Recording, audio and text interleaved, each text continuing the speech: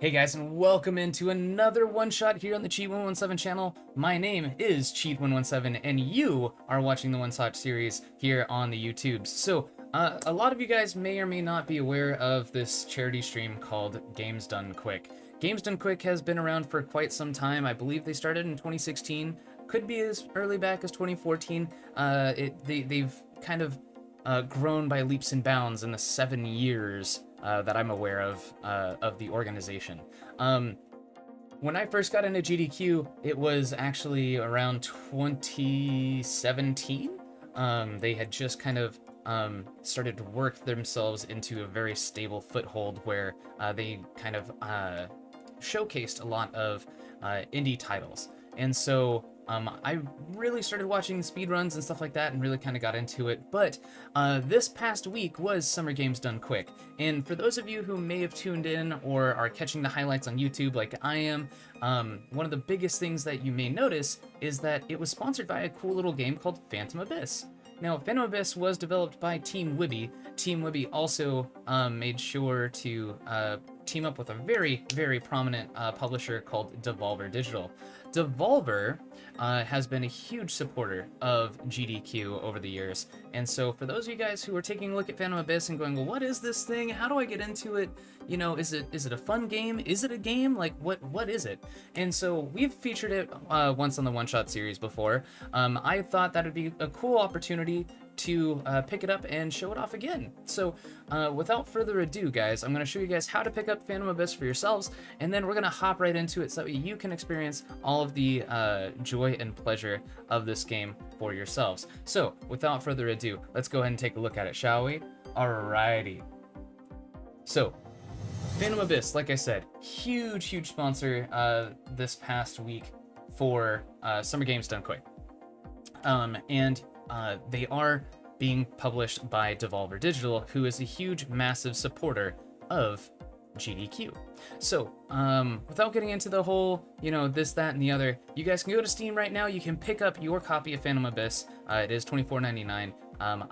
I've actually picked this game up myself. I was super interested in it from the start, so I wanted to get into it. And this is what it looks like once you get into the game, get past the main menu, and click Start.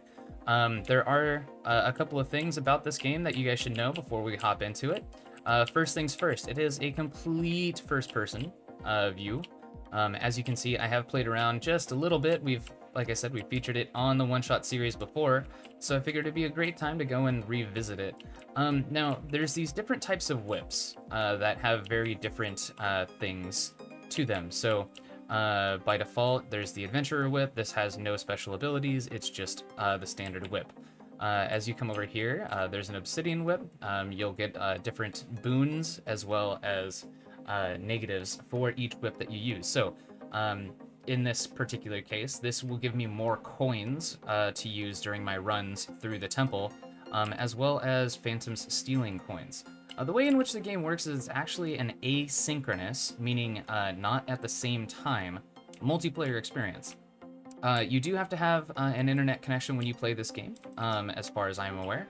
A lot of us have a stable internet connection, so for those of you who don't, please let me know in the comments if you have any issues. I'm sure that the devs will also speak up here and there on their forums if you go and take a look at their forums.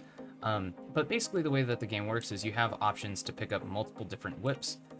Here's one called the Crikey Whip. Standing in water will hurt me, but I would actually get an additional heart container, so I'm going to go ahead and purchase that. You may have noticed in the top right corner we have various different keys. These keys are actually stuff that you pick up through chests along the way in your playthroughs of this game. And you'll see down in the bottom left-hand corner there that it warns you what you have available to you. So I actually recently noticed that I prefer the Deluxe Whip. The Deluxe Whip actually has an immunity to fall damage, and I tend to leverage the fall mechanic very heavily in this game. So we've talked a little bit about it, but like what is this game, right? And it's basically it's kind of a Mirror's Edge in Temple Run format. So what we're gonna do is we're gonna go and jump into this portal so that way you guys can get some gameplay. And we'll talk a little bit more about that asynchronous multiplayer part because you guys will actually be able to see it in person.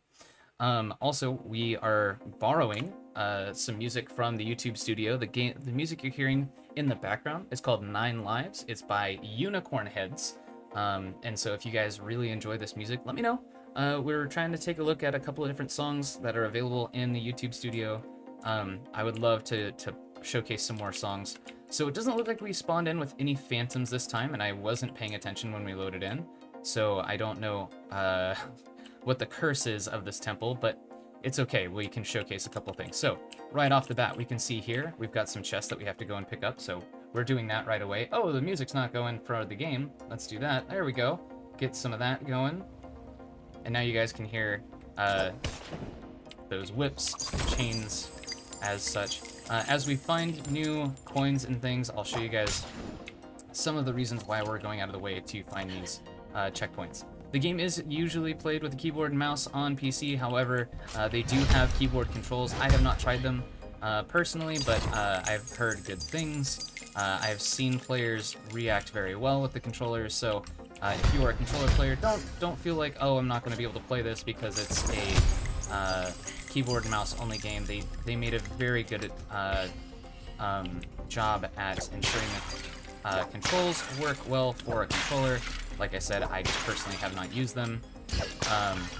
This particular thing here that I'm doing, you can crack the pots open, so that way you have the pots.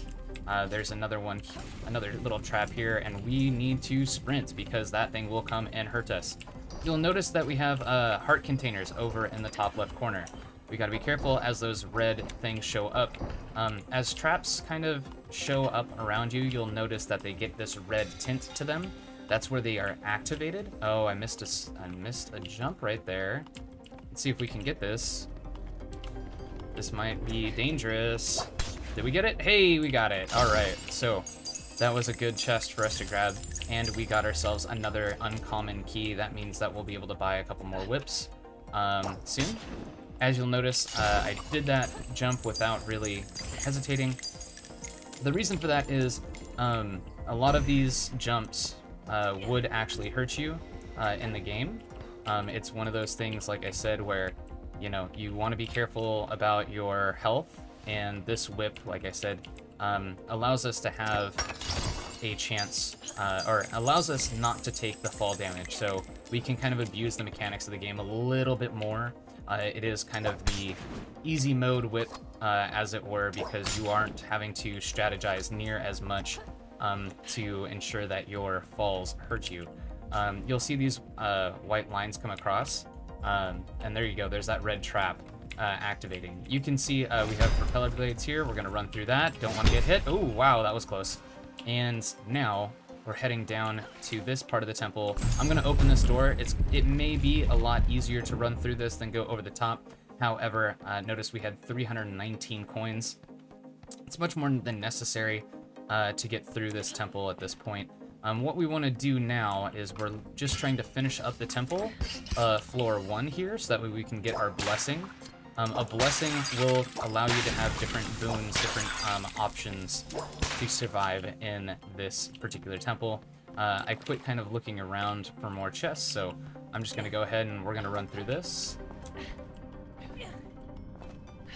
And save ourselves that way. Okay, this one looks like it's going to be... Okay, yeah, that's you have to sprint through it. We got to run quickly this way, and now we're going to wait.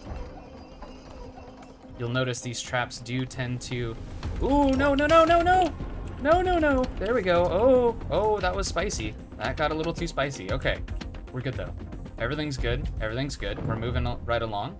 And now we have our blessing. Whenever we see these shrines, it's either the start or the end of our area. We're going to do crouch jump, because this will actually allow us not having to use the whip for certain areas where there are much more of the chests. Devouring Rage. Okay, Devouring Rage is actually really fun. He does kind of put some pressure on you. If you guys remember Legends of the Hidden Temple from Nickelodeon, this game is very much an interactive version of that in many respects. There's not very much the temple guards per se, but there's the ever knowing presence that Olmec has sent his evil forces after us. So instead of Legends of the Hidden Temple, it's much more just, you know, Raiders of the Lost Ark type thing. It very much feels like an Indiana Jones-esque thing. Obviously, if you wanted an Indiana Jones game where you're doing a bit more, you know, M-rated things, this game is not going to be like that, but it's going to have the feel of an adventure. Oh no! Going around and doing things. This one is a bit more tricky to jump up. There we go. Now, that blessing that we have, just to give you guys that idea, it does basically give us our double jump right off the start, because you can do a little bit of a double jump without any blessings. But the way that this is going to work out... Okay, now the Devouring Rage is after us, so we've got to get moving. I'll turn around just so you guys can see. There's that Devouring Rage as he gets closer. He's going to move at 3.5 meters a second. So the longer I stay here, the more and more closer he gets to us. I'm going to do that because you will not make that jump without it. And so we're going to get a little bit of distance on him and run past that trap. Oh, I missed that save opportunity, and there we go. Okay, we gotta go this way, and we're gonna come over here. Be careful of those spikes. Don't want to get skewered. We're not really hungry right now. We already had breakfast, so don't really want to get skewered for breakfast. We'll leave that to somebody else. Oh, we might be able to get this. Let's see. Oh, how about that? All right. So, ooh, Devouring Rage is very close now. Time to move. Time to move. We're just gonna go and pop this door open. He's very close. I started to hear that drum beat, and I'm like, okay, it's time to move. We don't have enough for our second blessing, so we're just gonna slide our way down here. And now we're on floor 3. Now, the Devouring Rage moves much faster, so we will not be sticking around for much of this next temple. I am actually going to go a little quiet, so that you guys may see that this part is a bit more in depth. So again, keeping an eye out for those traps. I might be focusing a little bit more on ensuring that we're running through this quickly and effectively. You may notice at certain points that I'll turn around and try to grab some chests, but we're not going to go and get any of the holds above us if we see some. There we go. That little notification down on the bottom of the screen let me know that, hey, you're falling at a dangerous rate. You will need to have a safety jump or a safety roll at the end. But again, we're using that whip that gives us an immunity to fall damage. So that hurt. We got skewered. We lost a heart. It's okay though, everything's going fine. Now that Devouring Rage is on us, we do not want to slow down here if we can help it. So take that parkour challenge here. We gotta wait this out, and we're gonna go outside to inside, take a jump there at the end because we don't want to fall. And again, we're coming back up on the next set of run areas here. This is a dropped floor, so we need to sprint right across it, not slowing down. We're just moving right along. And I don't really want to do this, but okay, there we go. Just wanted to see how much space we have between us and Devouring Rage. So we've got some significant space, but we're not moving fast enough to outrun him. That was a chest room above us. Okay, saved that one. And now this one's, ooh, okay. Hey, wow, that was, that looked good, right? Take a minute, let's grab some coins this way. That green gas is a poison gas. It will hurt your character, so we want to be careful not to inhale any of that. As we come up onto the third shrine, we're going to be told it's time. So we can go down to the caverns, or we can continue on and obtain the next relic. But I think they're telling us, because this is the first time that we're back here. The first time that you come up to your second floor shrine, they will tell you you can go straight ahead and get a relic that way, or we continue down to the caverns.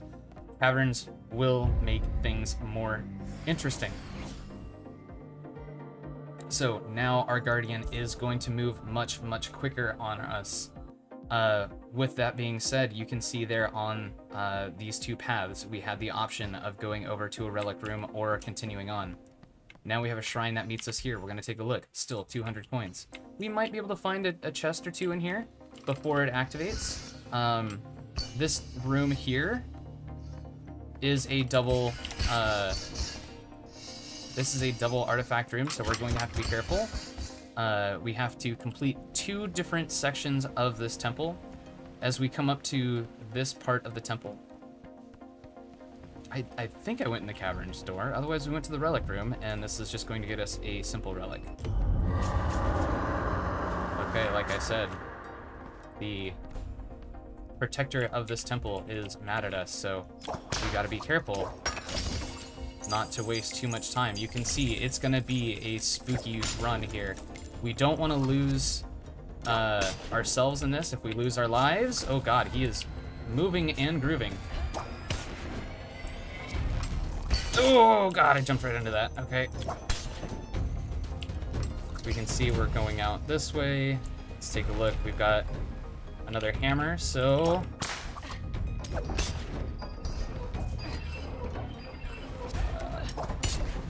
he's gonna be right on us. And now we're gonna touch the first section. That was rough. Okay, the cool thing is now he is all the way over there. We've got a little bit of breathing room. How much breathing room? That's a great question. But we need to go grab a blessing right now, if I can. We'll take a blessing. We're gonna take a heal. I would much rather take a second heart than lose out on the opportunity here. Whoa, that was fast. Oh, God. And now we're going to slide down here. This is going to try to... oh, that did not work out for us. That'll give us a small speed boost, but not a lot. As we come down here. Ooh, we got to slide through those. And now we can run off to the right. And now we come back to the left. Coming up on another challenge room here. We're jumping right into a trap. That was dumb. All right, that's where that second heart just got spent. And now you guys can see we have a small issue. And we're gonna wait and let those go. We'll wait, let those go. We've got Olmec right on our tail, so we've got to move and groove. Moving. Oh, we died right there. Damn it. That was so close, guys. So right through that next little door right over here, underneath the HA, that would have been a way to get through. However, our spirit is now trapped inside of this floor. If someone were to beat the temple, we actually would be saved, and we would receive that whip back. If we go back to the Abyss, this is where that asynchronous multiplayer really comes back into play. Yeah, we went to the idol room instead of caverns. As you can see, this is now locked. I can't use that whip anymore until it's unlocked by another player playing Phantom Abyss. We also lost all of our hidden keys, or uncommon keys that we had unlocked. So we had 3 keys that are now gone. But the game itself does provide its replayability in that... here, we'll take this one. We'll have to be careful about water. The replayability factor of this game really comes from the way in which the temples are generated every single time. So again, we have another Devouring Rage. 3 explorers have died here recently. So what we now have to do, we have a chance to save them. However, now you'll see these little ghostly companions that have their names above them. This is their movement pattern, how they went about going and receiving their coins and things. Some of them will have different avatars, some of them will look great, some of them will not. As we look this way, I'm not gonna spin my coins that way. Oh gosh. Oh gosh, there we go. Playing some leapfrog here. Taking a run this way. Okay, oh, we walked right into it. And now, ooh, there we go. This is gonna give us a good little sprint. There we go. Level floor 1 always will not be a difficult one. The actual avatar who is supposed to be chasing you throughout the rest of the floors don't show up half the time at the early starts. I'm not too very far in this game, so as you guys see, a lot of these things are a bit more difficult, but like I said, the temples are all regenerated. You'll notice the blessings that we had before are gone, and there's that fall damage that we needed to be wary of before. Because we don't have that whip that we had before, we can't take the risks that we were taking before. That means we have to be very careful with the whip, we have to be very careful with how the damage comes through. The Adventurer's Whip does not provide any boons or negatives. And on top of that, ooh, okay, we're gonna have to do this. Notice when it's at the top here, you can see these fan blades and like how the fans are set up. When they're on the top section like that, you can just crouch walk under them. When they are not, that means that you'll have to hop over them. And it does take a bit of practice to learn which ones. Guys, we were totally fine with that. No issues at all. You heard no worry in my voice. None whatsoever. I was totally prepared for everything that was coming. So, we don't have enough for our first blessing, so we have to bypass the shrine. And now you guys can kind of see, alright, so we're now back at that next floor. We are more than likely going to die on this next one, simply because of time. I don't have a whole lot of time in the mornings when I'm filming these one-shots with you guys, but I do it so that way we can be sure to showcase some of these cool indie games that come out. I'm debating doing a Humble showcase this month, wherein all of the games that are in the Humble choice will be showcased, but they have quite a lot. That really hurt. And, oh gosh. I'm gonna have to get used to doing the dodge roll mechanic again. Oh, Devouring Rage is on us!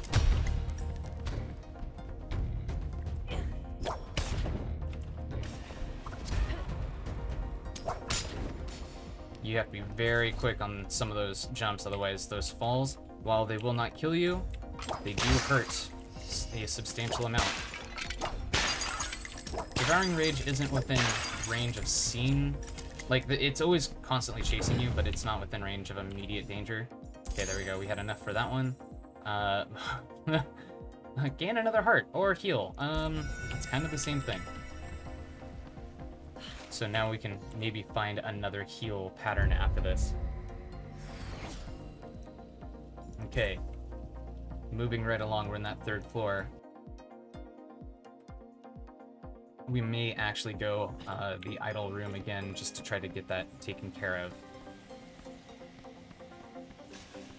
They must have a different style of whip in front of us. So what we're gonna do, jeez. Ooh.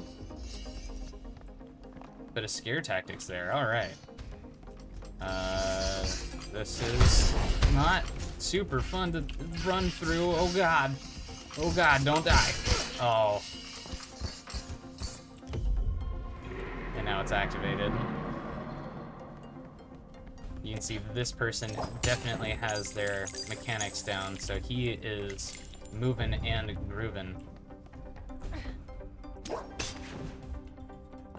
You don't have to have the highlight in order to throw your whip. You can throw your whip with left click, or you can aim and click with right click, and that can also protect you at times.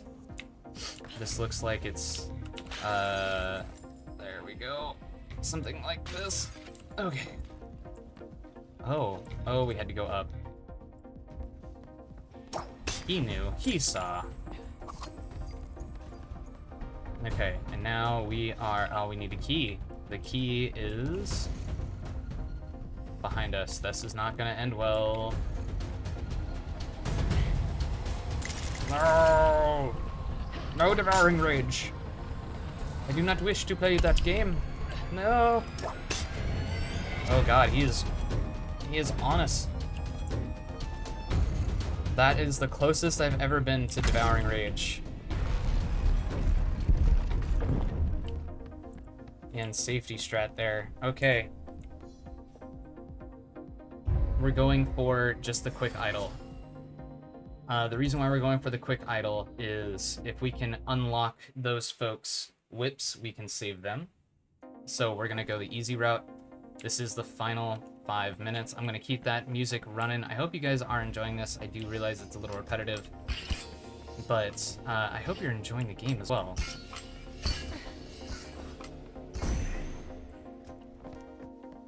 That's drop floor, so we are stuck here. And we're gonna slide our way down. You saw that speed really increase there on that jump. Okay. Ooh, we gotta hold. Gotta hold, gotta hold. Okay. Moving, grooving. Okay. We've got another opportunity here to die, which we're not gonna do because we are Pog Champs. Oh no! Get out of there! Get out of there! Oh god.